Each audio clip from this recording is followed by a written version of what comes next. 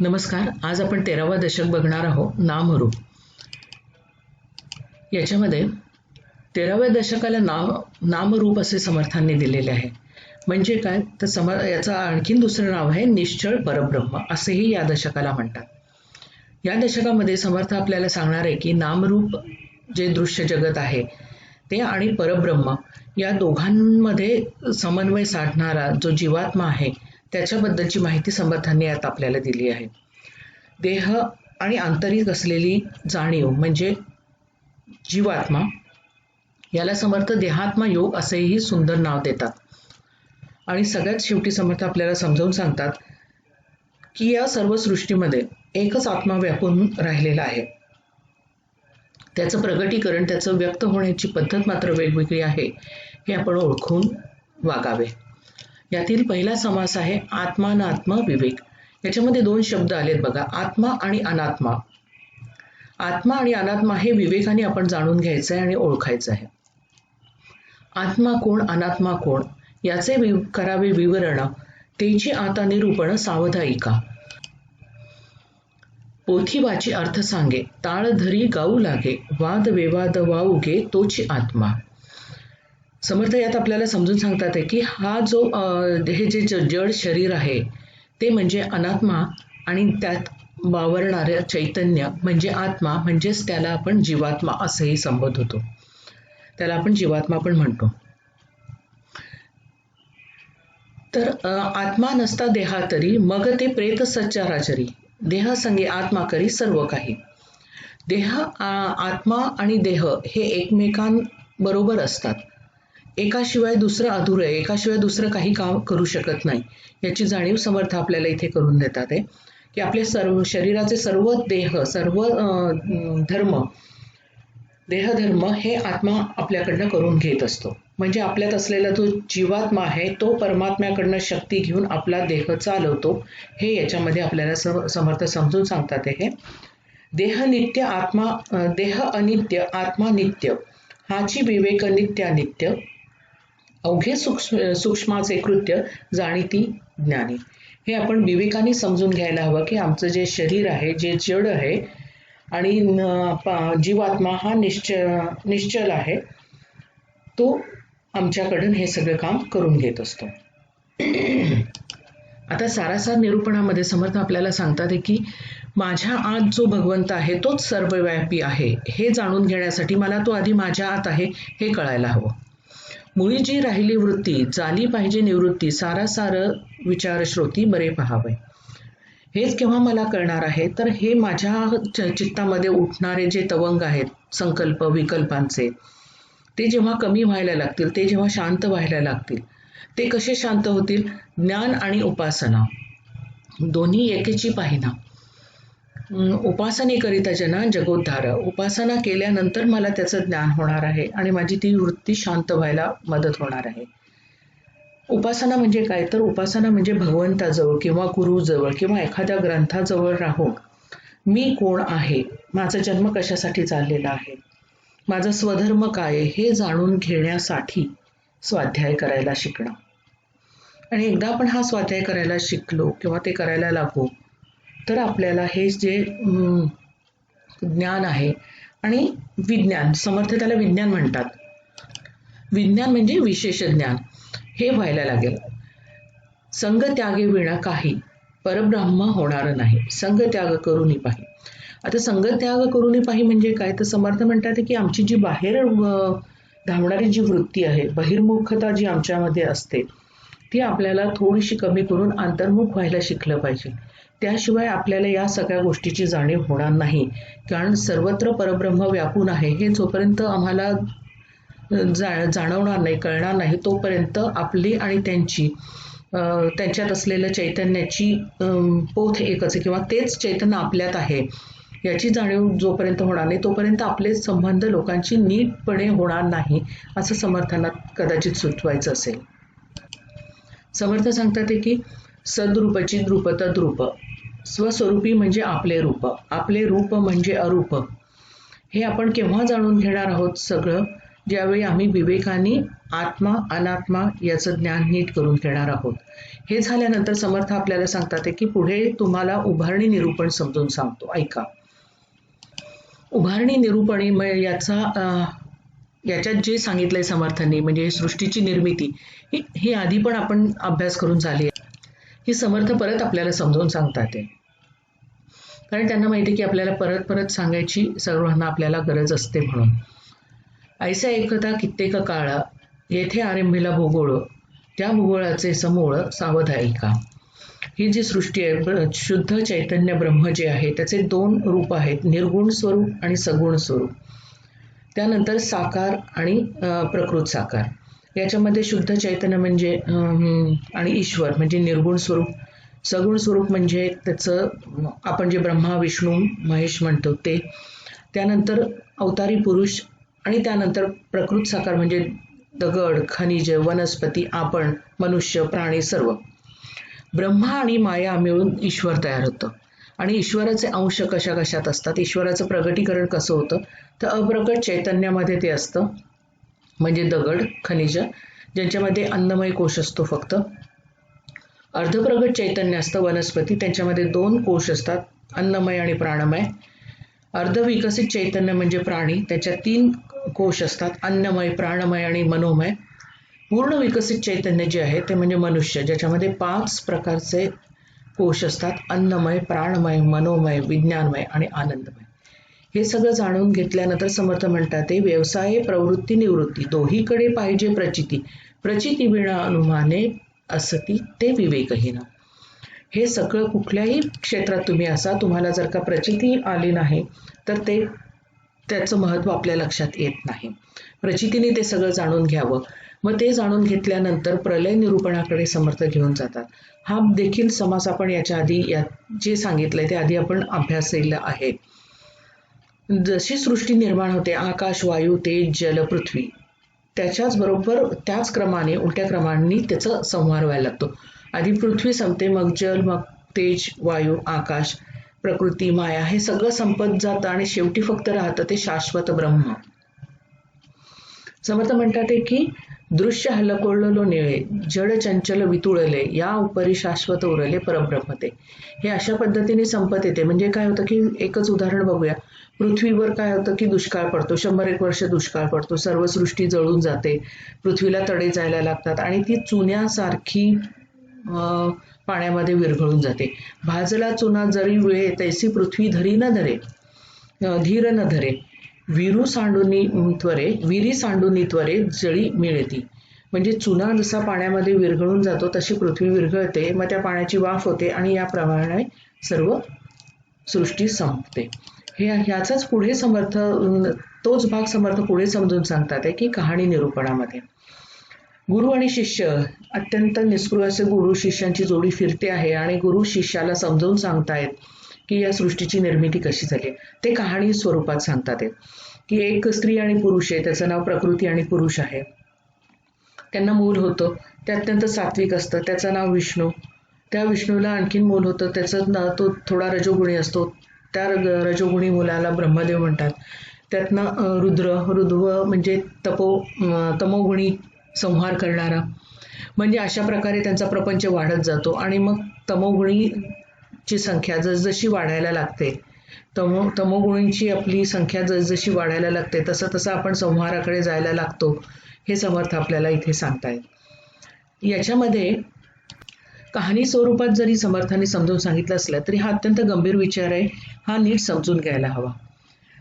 प्रथम कसा आनंदी काळ होता, किंवा सृष्टीच्या निर्मातीच्या वेळी, म्हणजे आपली जी संस्कृती निर्माण झाली त्यावेळी ती अत्यंत बाल्यावस्थात होती, त्यामुळे सगळं आनंद होता, आनंदी वातावरण होतं, कारण त्यावेळी फक्त सत्वगुणी लोकांची संख्या जास्त होती. त्यानंतर जसजसं मानवाचा विकास होत गेला तसतसा विद्या तो शिकत गेला, सुधारणा होत गेल्या, जीवन अधिक गुंतागुंतीचं झालं, संघर्ष वाढत गेला, प्रेम कमी होत गेलं आणि अखेर युद्ध होऊन संहार व्हायला लागला. म्हणजे तमोगुणी माणसं जेव्हा समाजात किंवा विश्वामध्ये जास्त होतात त्यावेळी आपण संहाराकडे किंवा विनाशाकडे जात असतो, हे ओळखून घ्यावं. हे यातनं आपल्याला जाणून घ्यायचं आहे. लघुबोध याच्यामध्ये समर्थ आपल्याला सांगतात आहे, यामध्ये शाश्वत कोण आणि अशाश्वत कोण ऐसे करावे विवरण प्रत्यय. आता समर्थांनी आपल्याला याआधीच सांगितलंय की साकार जे आहे ते नाशिवंत आहे आणि जे निराकार आहे ते चिरकाळ टिकणार आहे, ते शाश्वत आहे. आता शाश्वत आणि अशाश्वत हे या सृष्टीमध्ये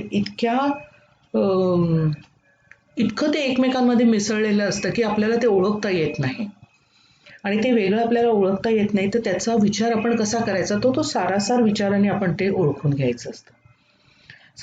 सारासार विचाराने ओळखून घ्यायचं म्हणजे काय, तर समर्थ सांगतात की तो आत्मा कोणाचा कळेना, ज्ञानवीण आकळेना, म्हणून या संतजना विचारावे. मग हे सगळं ज्ञान आपण संतांजवळ बसून शिकून घ्यायचं, जाणून घ्यायचं.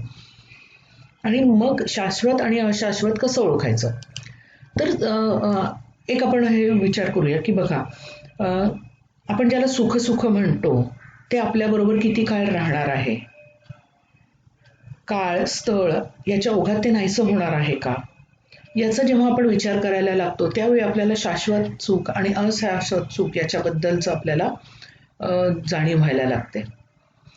उदाहरण आताच घेऊया. लॉकडाऊनच्या काळामध्ये आपल्या लक्षात आलं असेल की आपण ज्याला सुख सुख म्हणत होतो, यात आपल्याला आनंद मिळतोय असं वाटत होतं. हॉटेलिंग ते गेली 8 महिने आपण करत नाही आहोत, जाऊ शकत नाही आहोत बाहेर. तर ते जे सुख होतं ते शाश्वत होतं का? मग 8 महिने तर त्याच्या शिवाय आपण आनंदातच होतो ना. तर हे जे आहे हे जाणून घेण्यासाठी समर्थ आपल्याला शिकवतात. याच्यासाठी आपल्याला कर्तेपणा सोडायला हवा. श्वास कोंडता देह पडे, देह पडिता म्हणती म्हणे, म्हण्याचं कर्तृत्व न घडे कदाकाळी. म्हणजे जीवात्मा त्यातनं निघून गेल्यानंतर जे शरीर राहतं त्याला मढ म्हणतात, प्रेत म्हणतात, आणि त्याला ते तर कुठलंच कर्तृत्व करू शकत नाही. मग जे मी केलं म्हणून आपण जे कर्तृत्व स्वतःकडे घेत असतो ते सत्संगाने आपल्याला याची बुद्धी होईल.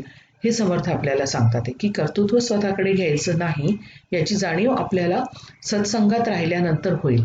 मग पुढे समर्थ आपल्याला नेतात आणि समजावून सांगतात की प्रत्यय विवरण. आता प्रत्यय विवरणामध्ये समर्थ सांगतात की निर्मळ आभास निराभास, त्यास दृष्टांत आकाश, आकाश म्हणजे अवकाश, पसरला पैस. नाना सुखे देव केले, लोके तयास चुकली, ऐसा चुकतच गेला जन्मावरी.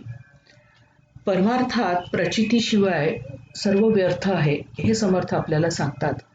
आणि पुढे म्हणतात की हे जग जितकं चंचल असतं, अर्थात निश्चळ परब्रह्म हे तितकंच सूक्ष्म असतं.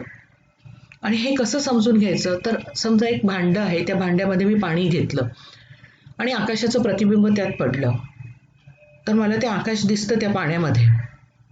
पण जेव्हा ते मी भांडं हलवते त्यावेळी ते पाणी हलतं, आणि पाणी हलायला लागल्यावर मला वाटतं की आकाश हलतंय.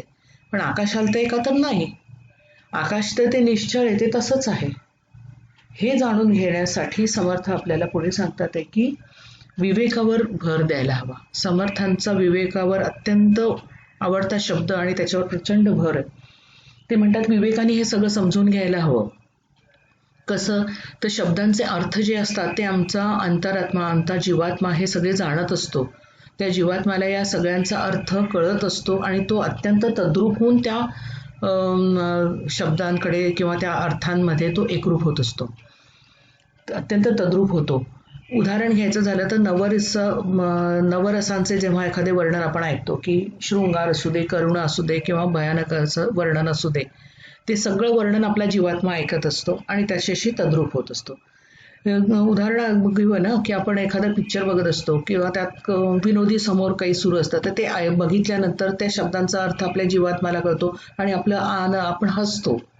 ही जी प्रक्रिया आहे म्हणजे त्या जीवात्म्याला त्या सगळ्या शब्दांचा अर्थ कळतोय. मग जर का त्या जीवात्म्याला आपल्याला हा देह कशासाठी मिळालेला आहे, हा जन्म कशासाठी मिळालेला आहे, त्या अंतरी बसलेल्या देवाला जर का आपल्याला जाणून घ्यायचं असेल, तर असंच सर्व साहित्य किंवा असंच सर्व ऐकायला त्या जीवात्म्याला आपण द्यायला हवं. आपण खाद्य काय पुरवायचं हे आपल्याला ठरवायला हवं. हे समर्थ आपल्याला याच्यात सांगतात आहे. जसं ब्रह्मविद्येमध्ये ना सेल्फ टॉक नावाचा प्रकार असतो बघा. ते खूप सुंदर सुंदर वाक्य आपल्याला रोज सकाळी उठल्यानंतर जेव्हा आपण व्यायाम करतो त्यावेळी ते आपल्याला आपल्या शरीराला सांगायला सांगतात. शरीराला म्हणजे कोणाला? आपल्या जीवात्म्याला आपण सांगायचं असतं, मी सुंदर आहे, मी ब्रह्म आहे, मी आनंदी आहे, मी चैतन्य आहे, वगैरे वगैरे त्यांची जी वाक्य आहेत ती. त्यामुळे आपल्याला अंतरायामी जो देव आहे, देवाकडे आपल्याला जायचं आहे, तो ओळखायचा आहे, तर आपण अत्यंत विवेकानेच हे सर्व साहित्य त्या जीवात्म्याला पोचवायला पाहिजे असं समर्थ आपल्याला सुचवतात. पुढे समर्थ घेऊन जातात आणि सांगतात की कर्ता निरूपण. एखादी चांगली गोष्ट किंवा चांगला पदार्थ जरी बघितला तरी आपण पटकन विचारतो हे कोणी केलंय. मग ही जी सुंदर सृष्टी निर्माण झालेली आहे, सुंदर डोंगर, दरी, आकाश, नद्या, पानं, फुलं, हे सगळे कोणी निर्माण केले हे जाणून घेण्यासाठी समर्थ आपल्याला सांगतात की याचा कर्ता कोण आहे हे ओळखायला हवं. त्याच्यासाठी त्यांनी मांडुक्य उपनिषदमध्ये सांगितलेल्या सृष्टी निर्मितीबद्दलच्या 6 गोष्टींचा विचार केला आहे. समर्थ म्हणतात की त्या मांडुक्य उपनिषदमधल्या त्या गोष्टी कुठल्या? तर भगवंतांनी ही सृष्टी का निर्माण केली आहे? तर ईश्वराला त्याचं ऐश्वर्य हे प्रगट स्वरूपात सगळं दाखवायचं होतं. त्या ऐश्वर्याचं त्याला प्रगटीकरण करायचं होतं, ते दाखवायचं होतं, प्रदर्शन करायचं होतं. जसं एखादी श्रीमंत स्त्री आपले दागिने घालून किंवा पैठण्या घालून जेव्हा बाहेर पडते त्यावेळी तिच्या बाहेरील रूपामुळे आपल्याला तिची सांपत्तिक स्थिती काय आहे हे लक्षात येतं, म्हणजे ते प्रदर्शन असतं. दुसरं, सृष्टी ही मायामय आहे, म्हणजे मृगजळ जसं आपल्याला जळ वाटतं तशी ही सृष्टी आहे. ईश्वर सत्य संकल्प आहे, त्यामुळे त्यांनी या संकल्पाने सृष्टी निर्माण केली आहे, किंवा कालपुरुषाने ही सृष्टी निर्माण केली आहे. ही सृष्टी आपल्या भोगासाठी किंवा क्रीडेसाठी निर्माण झालेली आहे. पण ही 6 कारणं जेव्हा आपण विचार करतो तेव्हा लक्षात येतं की ही सदोष आहेत, याच्यामध्ये काहीतरी त्रुटी आहेत. म्हणून श्री गौडपादाचार्य म्हणजे आचार्य शंकराचार्य, आद्य शंकराचार्य यांचे आजे गुरु आहेत हे, यांनी काय सांगितलंय की ईश्वराचा हा स्वभाव आहे, सृष्टी निर्माण होणं म्हणजे हा ईश्वराचा स्वभाव आहे. आता स्वभाव म्हणजे काय? स्व म्हणजे स्वतःचा, भा म्हणजे भावना, आणि व म्हणजे व्यक्त होणे. स्वतःच्या भावना व्यक्त होणे म्हणजे स्वभाव. आता या भावना म्हटलं तर भावना या सतत बदलत असतात. मग हे जर मनुष्याला लागू असलेला गुण आहे, भावना सतत बदलत असणं, तेच देवाला जर का लावलं, ईश्वराला जर का तेच गुणधर्म आपण लावले तर आपल्या लक्षात येईल की ईश्वराचा देखील स्वभाव बदलतोय की काय. उदाहरण बघूया. आकाश कधी कधी एकदम निरभ्र असतं, थोड्या वेळाने ते एकदम भरून येतं आणि थोड्या वेळाने त्याच्यामध्ये इंद्रधनुष्य दिसतो. म्हणजे हे घडी घडी बदलणारी ही जी सृष्टी आहे, क्षणोक्षणी बदल होणारे सृष्टीत, हा देव ईश्वराचा स्वभाव असावा हे मात्र आपल्याला पटायला लागतं. समर्थ पुढे म्हणतात की हा जो कर्ता देव आहे हे कशासाठी ओळखायचंय की आपल्याला लक्षात येईल, आपण हे ज्ञानाने सगळं समजून घ्यायचं आहे आणि मग आपल्याला स्वतःला जाणून घेण्यासाठी उत्तम मध्यम कनिष्ठ भावार्थ बोलीचे स्पष्ट आपली उपासना श्रेष्ठ मांडती जने. समर्थ इथे आपल्याला आणखीन एक गोष्ट समजून सांगतात की काही लोकांना असं वाटतं की माझं जे आराध्य दैवत आहे तेच या सृष्टीचा निर्माता आहे, त्यानेच ही सृष्टी निर्माण केलेली असेल. त्यामुळे प्रत्येकाची वेगवेगळी देवता आणि प्रत्येकाला वाटते की वेगवेगळा या सृष्टीचा निर्माता आहे. पण हे आपण उपासनेने, आणि प्रत्येकाला असं वाटतं की माझीच उपासना किंवा माझं आराध्य देवच तेवढं श्रेष्ठ, तर तसं नाहीये. हे विवेकाने आपण समजून घ्यायला हवं. याची जाणीव समर्थ या समासात आपल्याला करून देतात आणि पुढे घेऊन जातात की आत्मविवरण. याच्यामध्ये खरं तत्वज्ञान आता सुरू करतात समर्थ. आत्म्यास शरीर योगे उद्वेग चिंता करणे लागे, शरीर योगे आत्मा जागे, हे तो प्रगतीची आहे. समर्थ आपल्याला यात शिष्याने विचारलेल्या अनेक प्रश्नांची उत्तरं देतात आणि ते ओव्यांवाईज आपण वाचले तर आपल्याला आणखीन आनंद मिळेल. समर्थ यात शिष्य त्यांना विचारतो की हे जे सुख आपण भोगत असतो किंवा दुःख आपल्या वाटेला येतं, तर ते नेमकं भोगतं कोण, किंवा कोण त्याचा आनंद किंवा दुःख घेतं? माझं शरीर घेतं म्हणजे नेमकं कोण घेतं?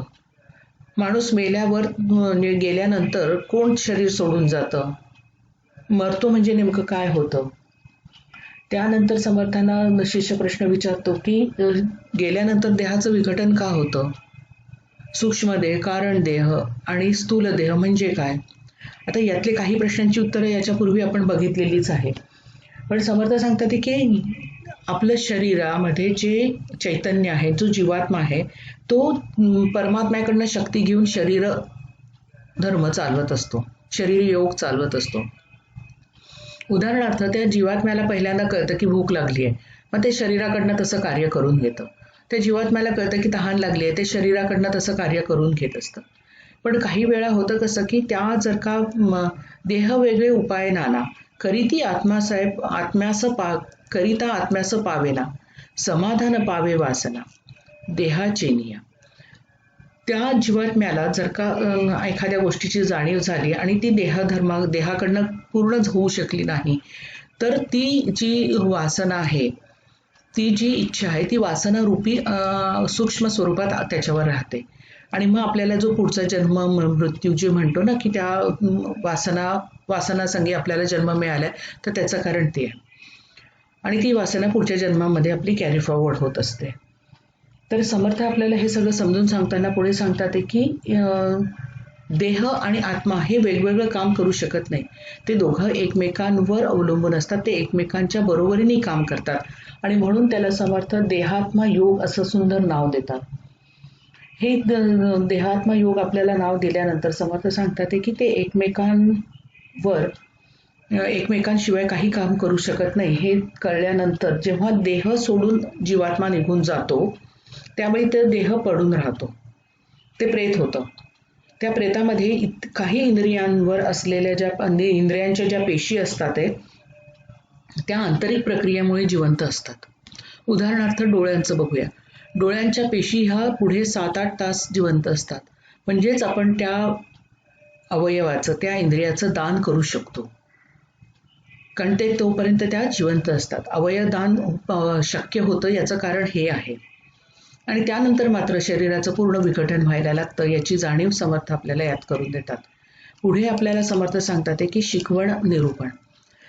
समर्थांनी याच्या आधी पण आपल्याला उत्तम पुरुषाच्या लक्षणांमध्ये शिकवण निरूपण सांगितलेलं आहे. समर्थ इथे देखील आपल्याला समजावून सांगतात कारण त्यांना महंत घडवायचे, राष्ट्रधर्म जागवणारे नेते निर्माण करायचे होते. मग त्यांना ते समर्थ समजावून सांगताना जी गोष्ट आहे की माझ्या आत आणि सृष्टीमध्ये प्रत्येक चरामध्ये तो एकच चैतन्य आहे, एकच परब्रह्म आहे, ते जाणून मला सर्वांशी वागायचं आहे. तर ते कसं जाणून घ्यायचं, ते विवेकाने कसं समजून घ्यायचं. मनुष्य आणि गधडे, राजहंस आणि कोंबडे, राजा आणि माकडे एकच कैसे? सगळ्यांमध्ये चैतन्य एक जरी असलं तरी त्यांचं प्रगटीकरण वेगळं आहे, हे तुम्ही विवेकाने ओळखा, हे त्या महंताला समर्थांना शिकवायचंय. गंगेचं पाणी आणि आमच्या गटाराचं पाणी हे दोन्ही पाणी जरी असलं तरी पिण्यायोग्य कुठलं पाणी आहे हे आपण विवेकाने ओळखायचं. चातुर्याने आम्हाला या सगळ्या गोष्टी हळूहळू शिकायच्या असतात. हीन विवेक याला समर्थांचा अत्यंत विरोध आहे. ते सांगतात की हीन विवेक अवलंबू नये, हे करंटेपणाचं लक्षण आहे, हे समर्थ सांगतात. आणि त्याला शिष्याला, महंताला सांगतात की लोकांचे मन ओळखून त्यांना हळूहळू शिकवावे, त्यांना हळूहळू शहाणे करावे. लोकांचे उणे पण उघड बोलून दाखवू नये, चातुर्याने वागावे. साम, दाम, दंड, भेद या सगळ्याचा अवलंब महंताला करता आला पाहिजे. निस्पृहता अंगी बाळगता आली पाहिजे. आणि सगळ्यांच्या अंतरात्मी एकच आत्मा आहे, पण त्याचे प्रगटीकरण वेगळे आहे, हे ओळखून वागावे. असा हा महंत राष्ट्रनेता किंवा राष्ट्रकार्य करण्यासाठी समर्थ होतो, हे समर्थांना सांगायचं आहे. या समासाचा शेवटी स्वामीजींच्या शब्दात, the whole universe is a compose of name and form. Whatever we see is either compound of name and form or simply name with form, which is a mental image. स्वामीजींच्या शब्दात, जय जय रघुवीर समर्थ. इदम न मम